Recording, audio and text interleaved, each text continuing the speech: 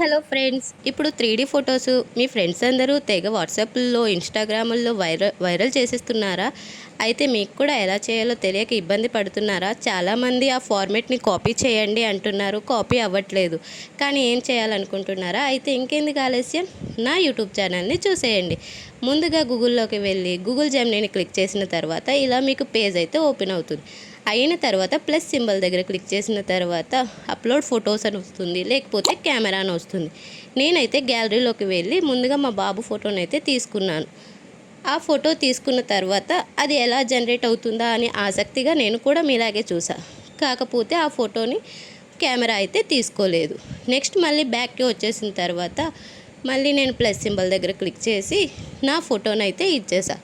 ఇచ్చిన తర్వాత అది జనరేట్ అవ్వడానికి ఒక 2-3 మినిట్స్ అయితే పడుతుంది. నేను నా ఫోటో ఏది అందంగా ఉంటుందా అని సెర్చ్ చేసుకుంటూనే వెళ్ళా. ఏదో ఒక ఫోటో అయితే దొరికిందిలేండి. ఆ ఫోటో కోసం తెగ వెతికేస్తున్నా. మరి ఆఖరికి ఒక ఫోటో అయితే ఓకే అనిపించింది. ఆ ఫోటోని తీసుకొని ఉన్నా. ఇప్పుడు ఆస్క్ జెమినీ అని ఉంది కదా, ఆ ఆస్క్ జెమినీ దగ్గర మనం ముందుగా కాపీ చేసుకొని ఉన్న ఫార్మేట్ని మనం పేస్ట్ చేయాలి.